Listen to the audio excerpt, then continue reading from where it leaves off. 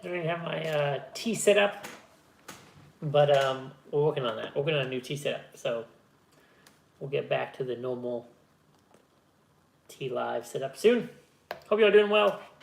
Today we're going to talk about Vietnamese tea. I just got back from my trip in Vietnam, which was awesome. We saw a lot of family, beautiful country. In my opinion, some of the best food in the world, just so tasty. One of the few places you can go on vacation and end up losing weight. Everything is so fresh, lots of veggies, super tasty. Really enjoyed it. And we also got the chance to visit Tea Master Mrs. Tan. I've known her for a while, but this particular trip was quite amazing. She's been studying tea for well over a decade in the northern Vietnam mountains. And she's been able to source and find some of those old tea trees. She studied under a family for close to a decade. A series of events happened. Then she started to find other types of raw material. She noticed that the raw material you use for tea is very important, so she started to play around with that. And this year, I really feel like, well, I guess it's last year she started with this new raw material base with a new family. It's just absolutely incredible. It's taking her teas to a whole new level. This is actually the first time I purchased quite a large amount of her teas. Really was impressed. So today, the goal really is just to kind of go into experience I had over there, meeting Miss Tun, some of the teas they had to offer, and then for some of you that were lucky enough to pick up some of those teas, what to be expecting. So there's a lot more orders than I thought. I got some teas, about 5 of each. Those sold out relatively quickly, so I went back. I got another pretty large amount of tea of each of them. Those sold out mostly all. I have basically one set, which is 3 teas, 3 packages, 1 yellow, 1 white, and 1 true jasmine. So that's on the site now. The first one to grab that's probably going to be gone. After that, there is no more tea for this year. I do apologize. There was just a bigger demand than I thought. So I'm going to let some folks settle in. I should probably put something here to make it a little bit more aesthetically pleasing. So I'm going to do that. I'm going to warm up my water, and we're going to drink 2 teas a day. I drink a lot of the white tea, so I'm just going to verbally talk about that. We're going to try the jasmine, and we're going to try the jasmine, and we're also going to try the yellow tea. So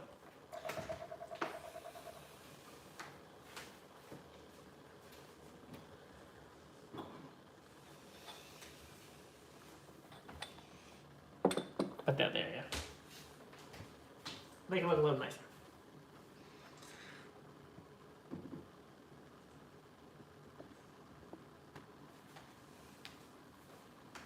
Alrighty. So those of you that may be more new to Vietnam tea, this is very different. This is not typical normal Vietnam tea. Usually Vietnamese will drink tea. They'll have tea gardens. They'll pick relatively fresh tea. Not really a lot of processing. Maybe some drying, a little bit of killing, but not much other than that. And then they'll brew sometimes the fresh tea leaves in big bottles like this, and then it sit there all day. And they just pour from that teapot or pitcher. And it's actually quite intense. The caffeine is quite intense. And that's really how most people will drink Vietnamese tea. And then there'll be some additional processing where they'll be dried and kind of rolled up to what would look like loose leaf tea and kept in jars. And whenever you visit neighbors or family friends or friends' houses, you'll sit down and everyone has some kind of tea set up that has those tea leaves in a big teapot. It's kind of been brewing there for an hour, maybe 2, 3, and they just pour from that teapot and refill, and that's how they serve tea most of the time. So there isn't a lot of thought to the tea preparation, the type of different types of teas, white, green, oolong, black.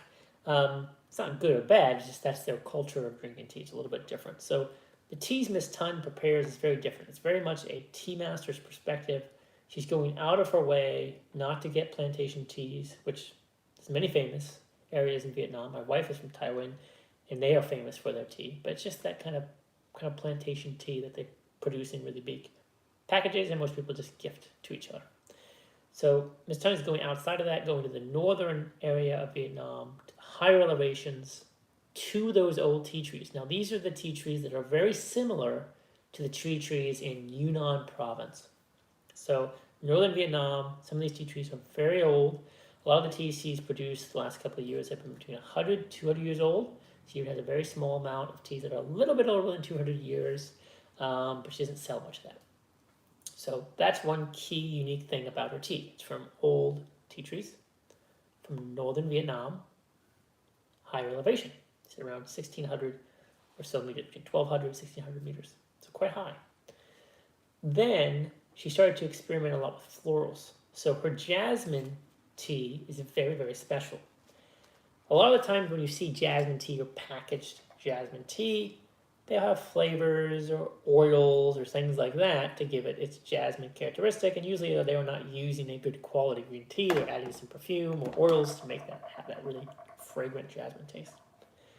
With her jasmine teas, picking the tea and processing it from those 100, 200-year-old tea trees, then while it's drying, she's putting it in her room, sometimes for days at a time, sometimes a week at a time, and letting it sit with freshly bloomed jasmine blossoms.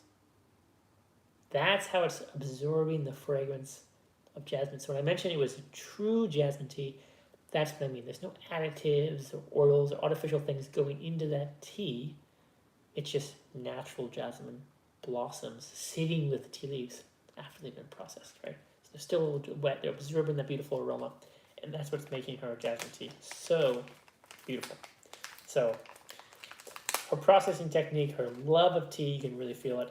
The reason this year I feel like it was so much more profound, and even she said this herself, she felt like even after a decade, the last 2 years was the first time she felt a huge improvement in the quality of her tea. And I really think that has to do not only with her continued skill and dedication, but really for the raw material base she's using is very different than before. And we all know this with poor, raw, and ripe teas. There's not a lot of processing with these teas.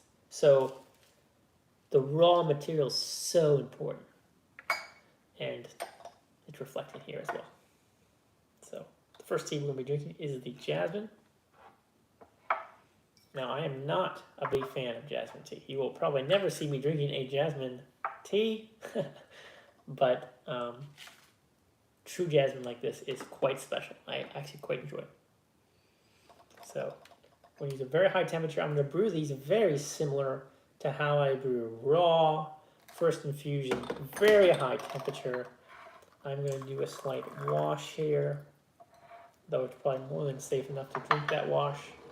Let it rest.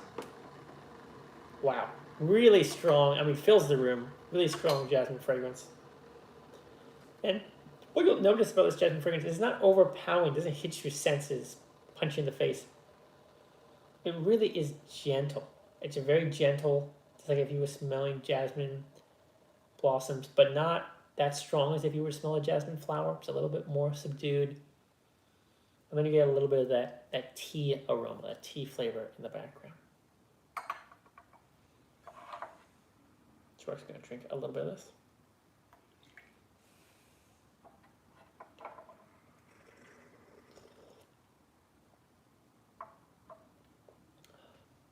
First thing you'll notice with these are teas, very light up front, very soft, soothing, light, delicate. You don't usually get those type of characteristics from Vietnamese teas. A lot of Vietnamese teas are very harsh, very bitter, very astringent, etc. Very gentle in the first few infusions. They are very durable, meaning you can do multiple infusions. This is the first time I've had the jasmine since I've been back. I had it there. She also does another tea blend of Gardenian. I always say that word wrong. Gardenian? Gardenians? She's a flower infusion, same concept. So letting those gardenian flowers sit with the tea. That's also a really beautiful tea. And she does this kind of she's playing around with oolong type genres as well. And also trying to produce raw tea as well. So it's really cool to see these develop. But yeah, I don't often will drink other types of tea than my normal pour collection. So it's very exciting to go visit her and try some teas that I took a liking to. Just very clean. You can really tell her effort and love comes through with these teas.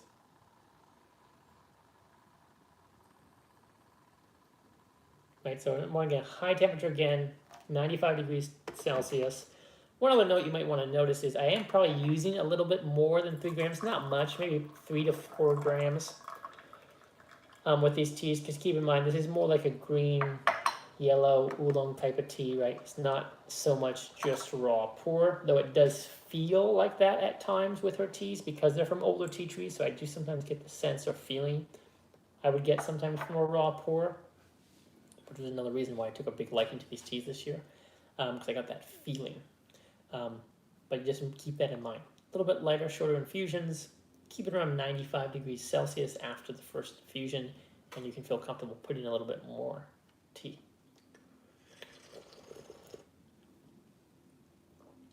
And if you all are posting comments, don't have my computer up, but I will get to any comments or questions you have, so feel free to drop them in the chat box or chat amongst yourselves until I get there.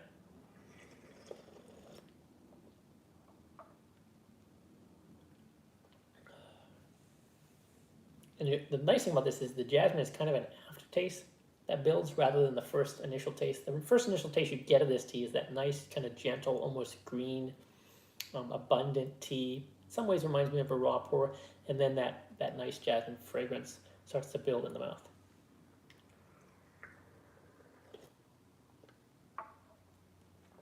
Yeah, really full, really smooth, really comfortable when your mouth just fills with that nice jasmine fragrance. So if you really want to experience a unique jasmine tea, this is probably some of the most unique and true jasmine teas I found and made by Tea Master Miss Tan.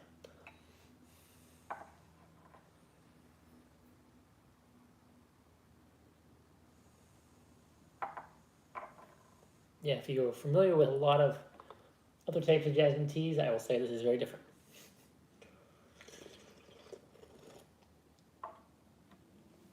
More subtle, more beautiful. So let me take a look at the chat box here.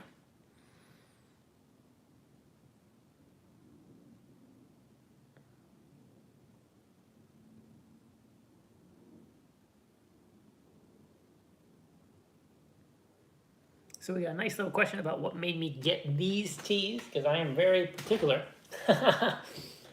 Very biased, very stuck in my ways after too many years in the industry. And I always was a fan when I visited Miss Tan. I had a good experience, Miss Tan. I had a good experience with her. My wife and I always had a good experience with her, really good friends with her. Really kind of admired her work ethic and loved tea. I never really purchased a lot of her teas. Her teas were always very clean. And light and soft and comfortable. But when I was drinking so much pour, there was a lingering sweetness, an aftertaste, a body feel, and maybe I was spoiled. And so I would share those teas, and we all loved them, and she would really enjoy those teas as well, and she always referenced some of those teas I gave her. And I think over the years, she's always tried to pursue and increase and improve her craft. Tea, the processing. And when I went back this year, I didn't know what to expect. I was like, oh wow, she probably got a little better. She's opening her shop. I want to see that. She really has a strong, deep love of tea, the processing of tea and culture. And we went there, and I had the first tea. She told me a story. She said she worked with this farm for over 10 years. So imagine that, finding a farm, a family, studying under them for 10 years, learning everything, right? They have their own raw material base, of course, so you would utilize that raw material base. There was another business partner that was involved as well that did tea business. She said that person was very good at business, very good at drinking the alcohol and doing business contracts and talking a lot. Miss Tun isn't so much like that, just focused on tea, more of a passionate type of person, so she wasn't so engaged with that type of business activity. And then something really unfortunate happened where the family decided they no longer wanted to work with Miss Tun, seller of tea. So she was really distraught, really down a few years ago, and it almost forced her to start to look at different families and gardens and farms and raw material where she really wasn't in a position to need to do that before. So she was now put in this very uncomfortable position to go outside her comfort zone, and now where she's been studying for 10 years, no longer she can go back. So she found, visited often the areas she used to visit, and found a new family that they got along really well. They had a strong focus on the quality of tea. They were very impressed with her work ethic and her techniques of making and processing tea. And she started to work with this new family, and they got along really well.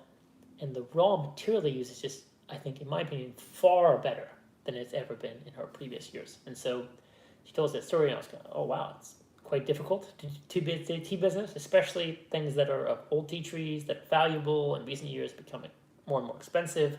Did you realize there is a business angle to all this, and it's not always easy. So it was difficult to hear that, but Yunnan has the similar kind of issues. So she started working with this new family, and they are a family that's very focused on the quality. And so they work with other farms and families and grab some of those raw materials and cater a selection for her, and then she make teas. She started to play with them and learn them. And she applied those, 10 to 12 years of experience with this new raw material. So she said, I want to share with you a very special tea. It's a yellow tea. And I said, oh, I know yellow tea. And she laughed. I said, no, not so much like the Chinese yellow tea. It's kind of her own creation of yellow tea. And that was the one that you all, that we offered on the site. And so I drank it, and immediately reminded me of raw pour, first of all.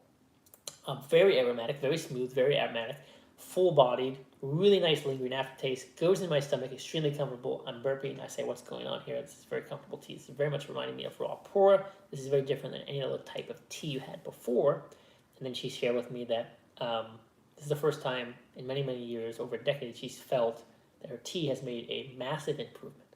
And she thinks a lot of that has to do with her unfortunate situation of getting uncomfortable and changing raw material bases and getting access to that tea. So really incredible. And that's when I drank that yellow tea. I was really impressed. That's my favorite of all the teas. Now, her white tea is incredible too, so is her jasmine tea, because it's using the same raw material base. You'll get a very comfortable feeling like those as well.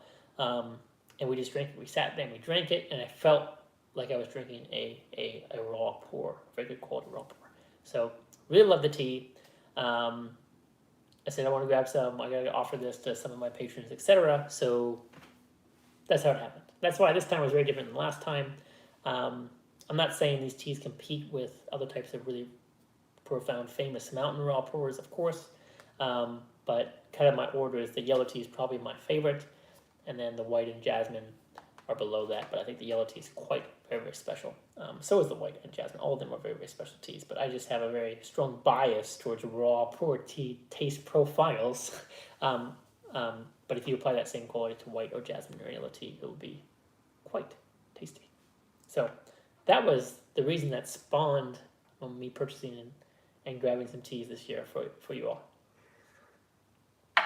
I even have a few bags saved for myself too. Didn't sell well because I want to drink some of this yellow tea. So we're going to move on to the yellow tea now because I've talked so much about it. All right. Oh, perfect. Andrew. Hey, Andrew, how you doing? Hope you're feeling good. I've been drinking Miss Tun's teas for over 4 years now, and her new teas are far better. So there you go. Another perspective. I also agree with that. Yeah, I always liked her teas, but I was never shocked and awe. This time I really went a little. I bought a lot of her teas. So it's also very exciting to see people in Vietnam starting to pursue this mastery of craft, because there's always reserved China, Taiwan. Then it became overpopulated. The market became crazy, very difficult to find high quality teas.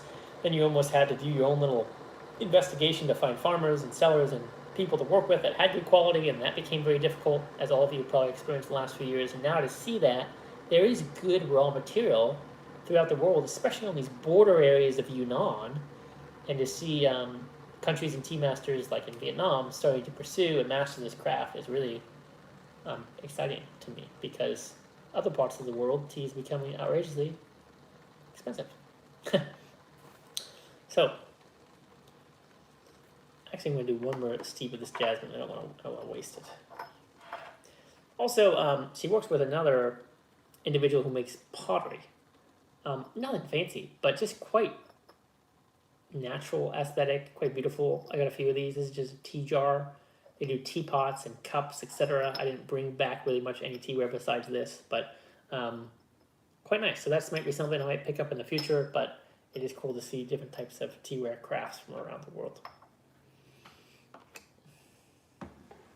So, once again, there is one set, if it's still there, of each of her teas on the website. That is the last set. I'm not going to sell it individually because I only have one of each, and then it will be gone for the year. So if you want to pick some up, go for it. I'm going to mail out, though. This box is some mailed out today. More will be mailed out tomorrow. Yeah, a lot more orders than I thought. I thought I would have more tea left over to sell for the rest of the year, but that's not the case.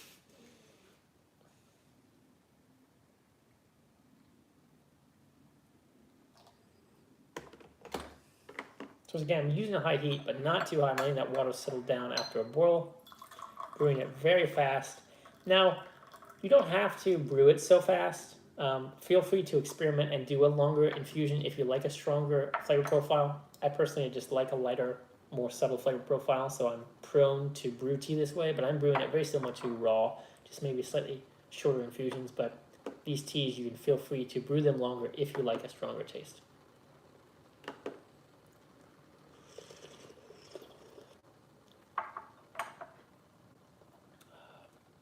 Yeah, it's funny, like I would never choose to drink a jasmine tea, but here I am, enjoying this, very tasty. It's funny, when you do things very high level, natural, quality, who cannot like them?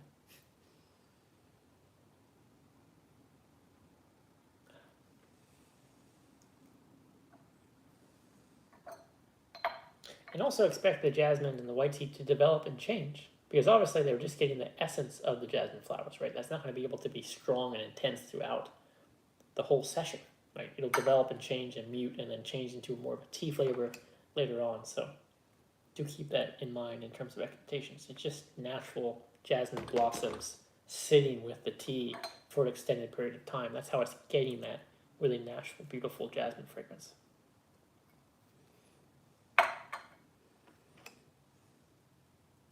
That was one of our most famous teas, I believe. Last time we started to chat with her was the jasmine. So it's exciting to see that now some of our other teas are taking popularity. Probably a lot of that has to do with the raw material that's being used.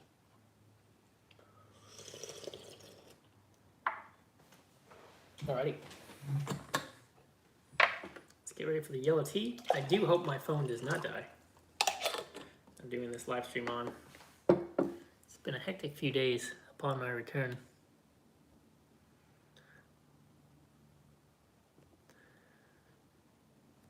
Pretty awesome to see that the step up. Teaware is always interesting to get from different countries.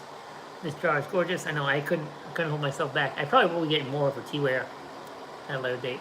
Temp on yellow tea. So yeah, the temp on the yellow, I'm gonna brew it here now.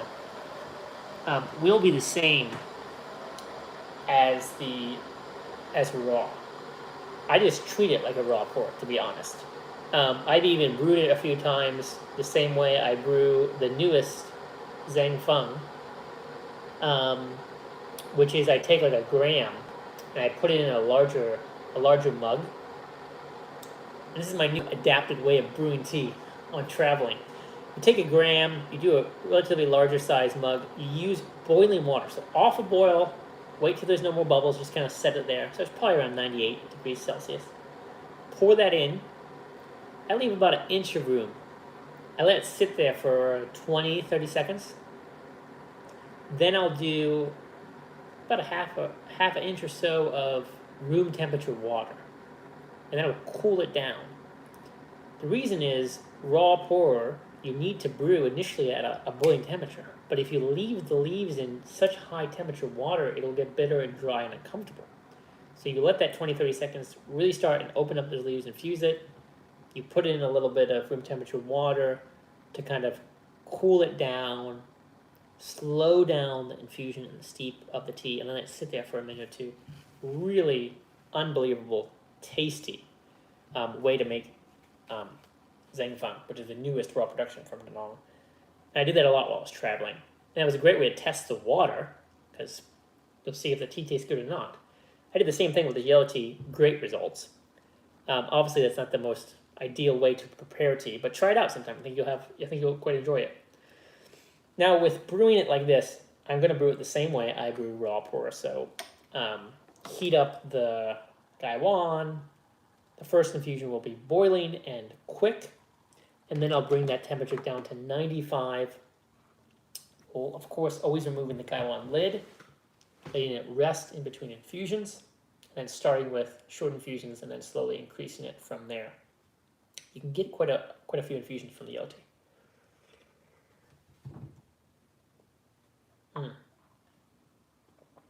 funny, because now in the third infusion, you don't get a overwhelming jasmine fragrance in the mouth, but you do in the cup.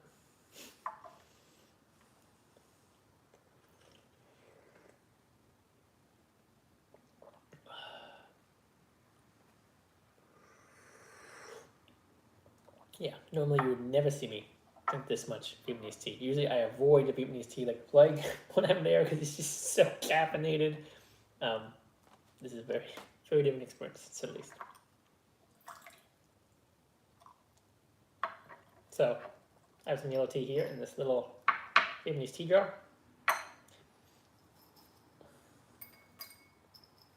Now there's also you think about price and quality and all these different components that I often talk a lot about.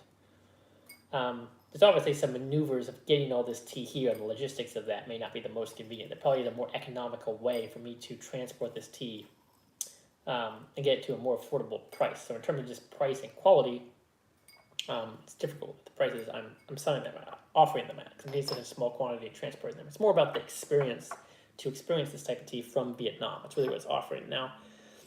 I don't think I'll ever go back into the tea business, but my wife always wants me to just do something or sell some additional teas on the side.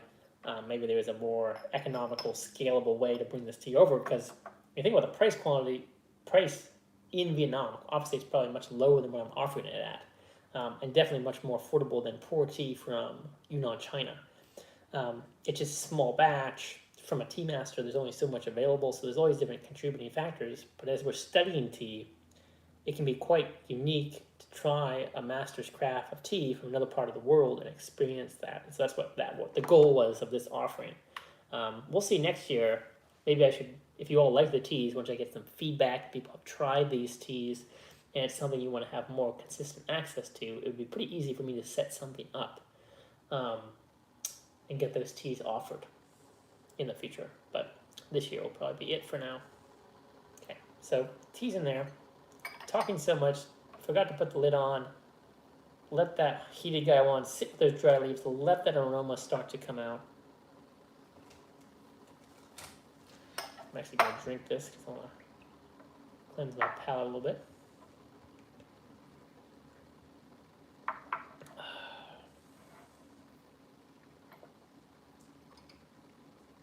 Oh, very important. Glad I did that. So when she processes tea, you'll notice this when you drink them. She uses a traditional wood firing technique. And it's not as controlled in the way that some Chinese Kilgreen processing is.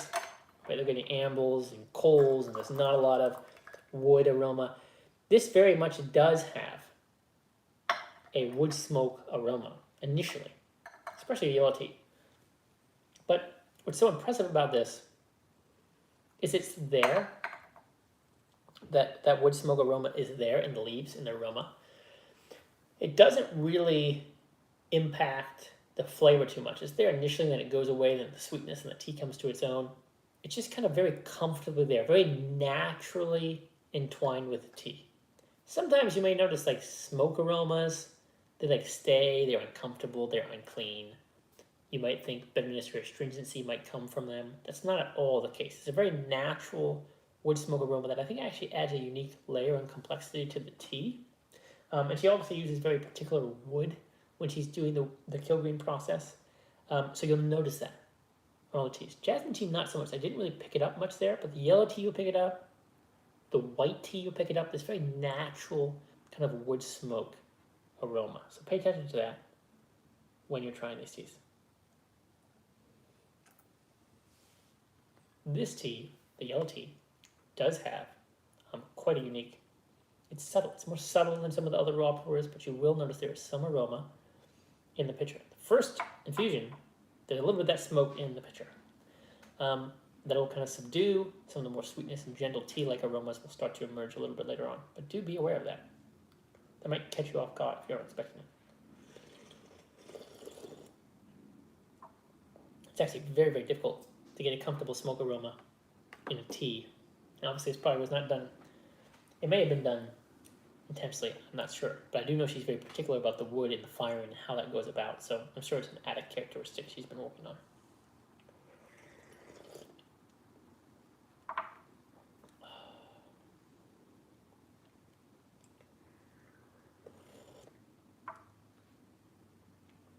Just a very unique experience. It's very different and comfortable. Finding clean, comfortable tea is not easy. Also, when you drink the yellow tea, even though I resemble it to raw, the only reason why I may have taken a liking to this tea is it's not as cooling on the body to the stomach. So I can more easily drink a lot of a yellow tea, very comfortable in my stomach. Sometimes I can't drink a lot of raw pour. I also notice caffeine content is not that high. It's actually very comfortable, very soothing. So all those characteristics are added to it.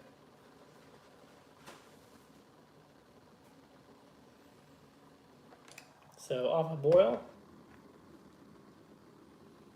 then you just settle. You basically just don't want any more bubbles. The moment you don't hear any more bubbles, it's ready to brew. You really want to make sure you have a good tea to water ratio here. So filling up that gaiwan, using about 3 grams for the yellow tea. Short infusions.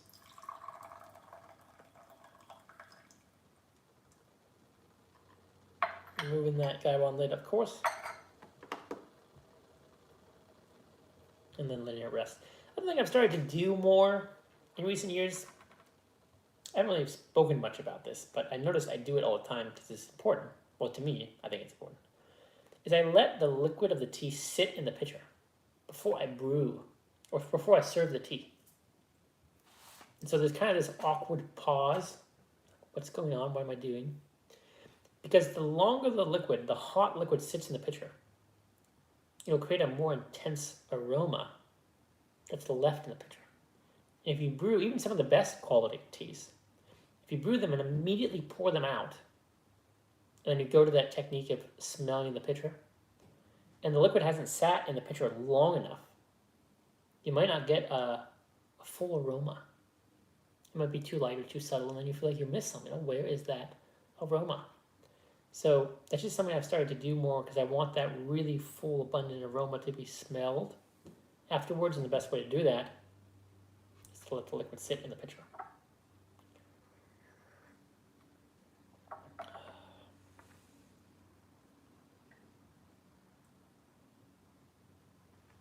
And of course, I put my hand on here because the temperature of my hand is lower than the hot pitcher, so it helps cool it down, but not cool it down too fast, because we have that very short window of a hot, warm pitcher where you can smell the aroma. And you get a little bit, I mean, it's not like a really incredible raw pour famous mountain, but it is there. It has the essence, a little floral, a little perfume-like. It's a little bit more warm. It's a little bit more warm. Really beautiful. Smoke is gone now. Like, layers. Fun.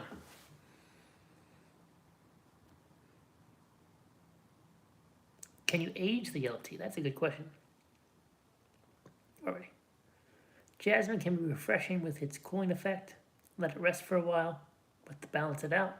Smoky can bring dryness. I hope this doesn't have it. So, all good points. So, smokiness does not bring any dryness. So, that's why the smokiness is so different. Because usually when I smell smokiness, I immediately think, oh my goodness, this tea's going to be bitter and dry, or something went wrong in the processing. This is very much a very subtle smokiness that you only really see in the first or second infusion, and then after that it's gone. That layer is removed. It almost reminds me of, I'm not trying to compare this tea to Lao Ban Zhang, but Lao Ban Zhang has that same kind of characteristic, this layer of intense kind of smokiness in the beginning, but it's not uncomfortable, it's quite pleasant, and then it goes away, and then it releases that incredible, beautiful aroma. Once again, I'm not comparing this to Lao Ban Zhang, but that same kind of trajectory, right? It's initially there, but it's natural and comfortable, and then it goes away, and it goes into this whole new layer. And the jasmine note about cooling is quite unique because most of the jasmine experience that we have is actual jasmine in the tea, or oil of jasmine in the tea. And this type of jasmine is entirely different than probably a lot of our experiences with jasmine tea because it's literally tea that's drying, sat in a room with blooming jasmine blossoms. So it's just a whole different experience to it, and very curious if you feel this tea is cooling or warming. Now, the age question on the yellow tea, I don't know. I truly don't know. I don't even know if Miss Tun knows. But my assumption is when I first drank this tea, I think it will age very well. I don't know if it will develop like pour and become better, but I don't really see these teas mellowing out. I think the jasmine could be different because obviously that's time sensitive. There's another component in that tea. You might lose some of that jasmine fragrance over time, but the teas in general do hold up quite well. I really don't know. I'm going to ask her. I don't know if I have enough to age. I'm probably going to drink it all. But I don't see any reason why these wouldn't age well. The question is, will they develop or not? I know she actually experimented with taking her raw material base and making a little pour tea cake that she showed me that she kind of laughed about. She doesn't usually age tea in Vietnam because it's so humid and there's some difficulties around aging tea in such a humid environment. I know all the pour tea I gift her, she keeps them in airtight packages. So I don't know, that's a great question.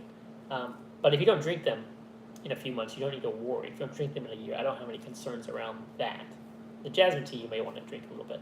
I think the yellow and the white teas are fine. White tea you can age quite well, but I feel like these teas are very well-rounded, well-processed. We'll see. I'm not going to bet on them developing. So second infusion, very nice. So we noticed their aroma didn't have a lot of smokiness. Second infusion does have a little bit of smokiness in the taste profile. We're very comfortable, very tasty. It's starting to really come to its own, this tea now. Now, these aren't going to be like, 12 infusion teas.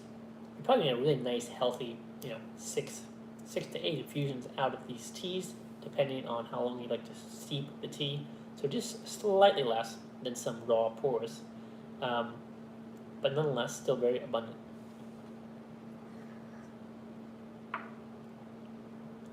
Just very interesting. Like all these taste profiles,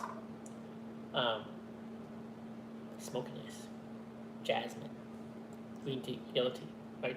I usually don't enjoy them. It's just funny what raw material can do, and the right tea master. And this whole world, I really don't know a lot about because, yes, the raw material is very important. That's really my expertise. It's funny because I was over there, we were joking about when I was sitting there, she goes and travels and picks her own tea, literally picks it. That's a skill.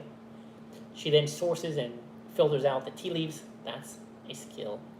She then processes the tea, picks what tea to process, in what way, and then she literally processes it herself. She then blends the teas or let them dry those teas herself. She comes back, she prepares those teas, she teaches about those teas, she drinks those teas. And then my wife was kind of making a joke with her about all my husband can do is drink tea. And it was funny because that is a very weird skill set, right? I can't prepare the tea, can't process the tea, I can't pick the tea. I don't know anything about those characteristics. I'm not even really in the business of buying the raw material, packaging, and etc. And my skill set over there is just kind of a joke. Like, what's the value of someone just being able to drink tea and tell you if the raw material is good or bad or where it's from? It's kind of a funny skill set. It made me laugh too because it's kind of a privileged skill set. Like, how many people need that skill set, right? So it made me laugh. Made me respect people that process tea and pick tea a lot because it's kind of a silly skill set. Because if I didn't have tea masters in the world, old tree teas in the world, established tea market in the world, my skill almost has no value, right? So it's funny to think about what time you live in, how skills are used. That's all I do. That's like my skill. I can drink tea and tell if it's good or bad quality. And for pour, even more so, even getting more niche and narrow focused, how hilarious. See if it's from old trees, if it will age well, if the raw material is good, when it was picked, right? That's really my own skill set. So however valuable that is however valuable that is.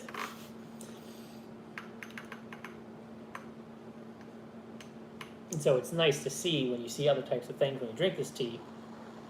Yes, I see the raw material has enhanced the quality of a tea, but then for me to try to judge the processing of the tea is really outside of my expertise. But there's a whole aspect to what I'm drinking here that's due to the unique processes you're doing. That smoke aroma, the type of wood, the kill green, all these characteristics that you see in green, white, oolong teas that make them so special. The processing is a huge, important component. It's just a whole other level that I don't know much about, but I greatly enjoy and appreciate.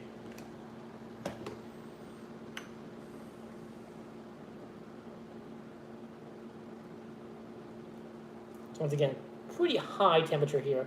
It's definitely probably a little over 95 degrees Celsius. That's fine. I've noticed I can push this tea a little bit.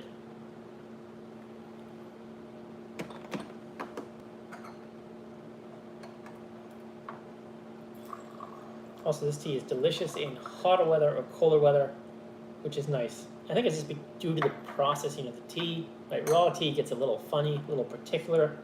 You must want to only drink raw in hotter weather, warmer weather. Ripe in the opposite, colder weather. But this, I've noticed, now being back in Seattle, quite tasty in the colder weather.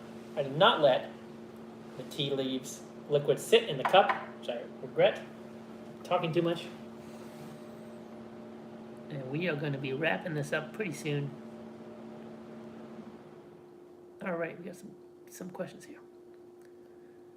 Proper Chinese jasmine tea, usually they leave jasmine flowers with the tea for 7 to 9 days, soaking in its oils. Love it. Jasmine tea is processed as green tea, so this particular one is, but it's sort of kind of variation on green tea, so a little bit different there.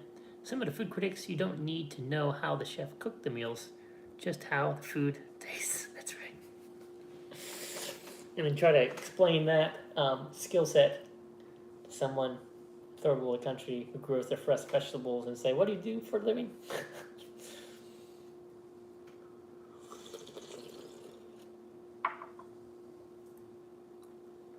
Yeah, that's true. There is true jasmine tea. It's just harder and harder to find now anywhere in the world. And I have not been lucky enough to try it. I did try some very expensive jasmine pearls before, which I think is kind of a funny way to prepare tea. But and those can be quite nice and pleasant. But in recent years, I feel like it's become more and more difficult to get one clean jasmine prepared with decent quality tea and then sold at a price that is reasonable. I feel like that's with everything. Tea, pour, oolong, all that is impacted. But her process and technique is, you're right. I mean, there's a lot of people in China that also do take part in that similar process. But you have to think about what tea supplier, wholesaler, import, exporter, is going to find someone, a little tea owner, processor, tea master, who's going to take the time to pick the tea, find good quality, find clean, organic, or whatever, jasmine, sit them in a room for 7 to 9 days, package it up, and then sell it to the import-exporter at a whatever absurdly low price, and then they ship it off to whatever small, medium, or large companies that have wanted to purchase that tea. So, supply chain is a funny thing. So when you find someone who really does that, quite a treasure.